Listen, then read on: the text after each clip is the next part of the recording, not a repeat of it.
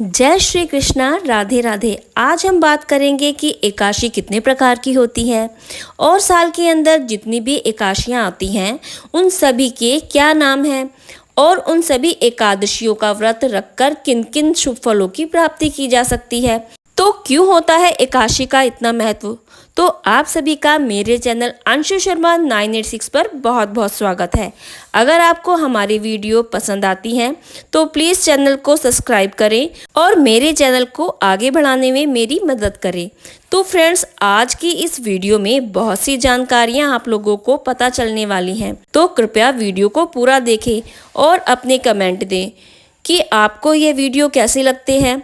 तो चलिए वीडियो को स्टार्ट करते हैं। एकादशी तिथि हमारे सनातन धर्म में एक महत्वपूर्ण तिथि मानी जाती है जो हर मास में 2 बार आती है। 15-15 दिन के गैप में एक एकादशी आती है। एक एकादशी पूर्णिमा के बाद आती है और दूसरी एकादशी आती है अमावस्या के बाद। साल भर में कुल 24 एकादशियां आती हैं जिसमें भगवान श्री हरि विष्णु जी की पूजा की जाती है। एकादशी व्रत का वृतांत हमारे पुराणों में भी वर्णित है। स्कंद पुराण, शिव पुराण आदि जैसे पवित्र पुराणों में भी इस व्रत को करने की महिमा बताई गई है। तो चलिए जान लेते हैं कि एकादशी को कितने प्रकार में बांटा गया है। तो एकादशी को 2 प्रकार में विभाजित किया गया है, कृष्ण पक्ष की एकादशी और दूसरी होती है शुक्ल पक्ष की एकादशी। तो जो कृष्ण पक्ष की एकादशी आती है वो आती है पूर्णिमा के पश्चात, वहीं पर दूसरी एकादशी जो आती है वो आती है अमावस्या के बाद। उसको शुक्ल पक्ष की एकादशी कहते हैं। तो क्या है एकादशी का महत्व या क्या है इसकी महिमा? तो चलिए जानते हैं। एकादशी का व्रत, जैसा कि आप सभी को पता है कि यह व्रत श्री हरि विष्णु जी को समर्पित होता है। यह व्रत भगवान विष्णु जी को प्रसन्न करने के लिए किया जाता है। इस एकादशी के व्रत को करके व्यक्तियों के पापों का नाश होता है और मोक्ष प्राप्ति का एक धार्मिक मार्ग बनता है। तो चलिए जान लेते हैं कि पूरी साल भर में जो एकादशियाँ आती हैं उनके क्या नाम हैं। तो सबसे पहले एकादशी जो आती है उसको पोष पुत्रदा एकादशी बोलते हैं।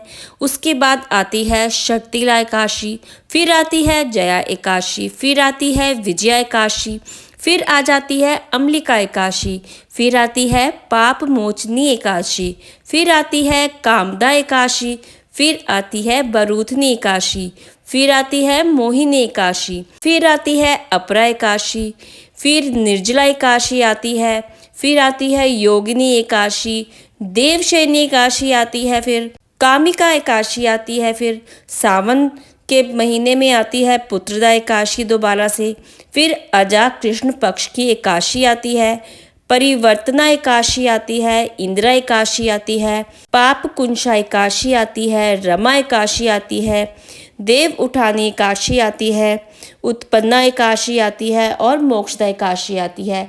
उसके बाद आती है सफला एकादशी।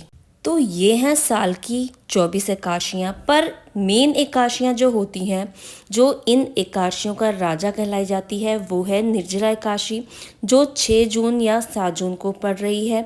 तो निर्जला एकादशी एक ऐसी एकादशी है जो बहुत ही कठोर मानी जाती है। इसमें व्यक्ति को जल नहीं ग्रहण करना होता, निर्जल रहकर ही इस व्रत का पूरा विधान करना होता है। तो निर्जला एकादशी एकादशियों का राजा माना जाता है। तो निर्जला एकादशी का व्रत करना बहुत ही शुभ माना जाता है। और इन एकादशियों में एक आती है मोक्षदा एकादशी। यह एकादशी मोक्ष प्राप्ति के लिए विशेष रूप से महत्वपूर्ण मानी जाती है। फिर आती है कामिका एकादशी। यह एकादशी पापों को नाश करने वाली और भगवान विष्णु की कृपा प्राप्त करने के लिए बनाई गई है। फिर आती है देव उठानी एकादशी। यह भी बहुत ही शुभ एकादशी मानी जाती है। इस दिन को हरि प्रबोधनी एकादशी या देव उत्थान एकादशी भी कहा जाता है। फिर आती है पुत्रदा एकादशी।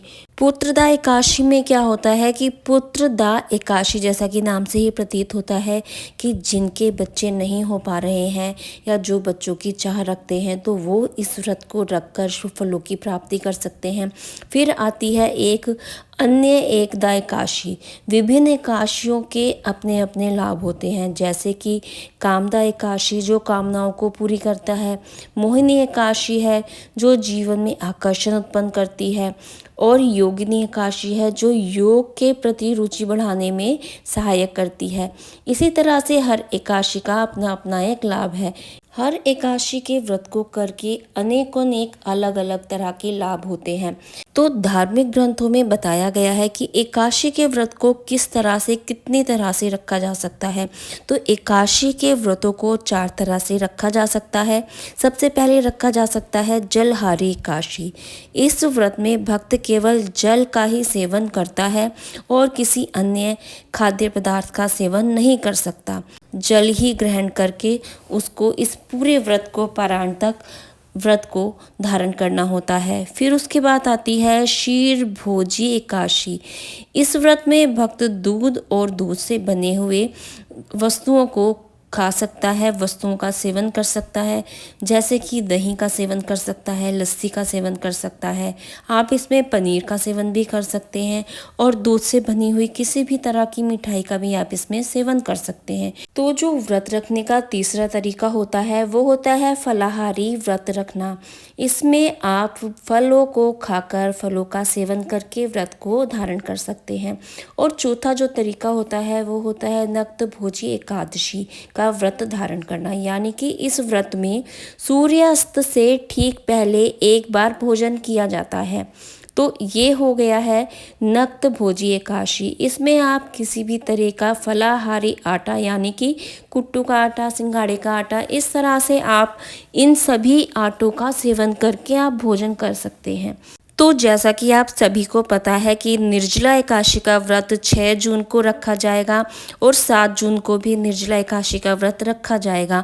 तो चलिए अब निर्जला एकादशी के व्रत के क्या नियम हैं, किस तरह से हमें निर्जला एकादशी का व्रत धारण करना चाहिए, तो उसके विषय में हम बात कर लेते हैं। तो निर्जला एकादशी के व्रत में ना तो अन्न ग्रहण किया जाता है और ना ही जल पिया जाता है। अन्न और जल दोनों का ही त्याग अनिवार्य है इस व्रत को करने के लिए। तो इस व्रत को करने के लिए ब्रह्मचर्य का पालन भी अवश्य करना चाहिए।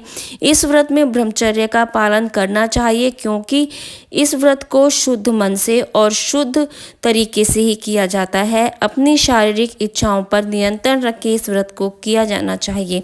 उसके बाद मन की शुद्धि आ जाती है। निर्जला एकादशी के व्रत को करने के लिए अपने मन को शांत रखना बहुत ही आवश्यक है। किसी की भी नकारात्मक सोच या विचार अपने मन में लाना या किसी की बुराई करना, ये सब अशुद्ध माना जाता है। इससे अपनी आत्मा अशुद्ध हो जाती है। तो इसीलिए शुद्ध विचारों के साथ इस व्रत को धारण करना चाहिए। और इस व्रत को धारण करके हमें क्या करना चाहिए? भजन और कीर्तन करना चाहिए श्री हरि विष्णु जी का। श्री हरि विष्णु जी की पूजा अर्चना करनी चाहिए। आप इस दिन व्रत कथा भी सुन सकते हैं भगवान विष्णु जी की। आप कीर्तन कर सकते हैं, भगवान विष्णु जी के मंत्रों का जाप कर सकते हैं। और इस व्रत को धारण करने वाले व्यक्ति को दान दक्षिणा के बारे में भी जरूर ध्यान देना चाहिए। व्रत के पारण के समय ज़रूरतमंदों को दान दक्षिणा देना बहुत ही इम्पोर्टेंट हो जाता है। तो बहुत ही इम्पोर्टेंट या अनिवार्य है कि किसी भी ज़रूरतमंद को पारायण के समय दान दक्षिणा अवश्य दें। पाप से बचें। कोई भी किसी भी तरीके का पाप कर्म आपको इस दिन नहीं करना है। क्रोध नहीं करना है, किसी से लड़ाई नहीं करना है, किसी की भी बातों में आके लोभ में नहीं आना है।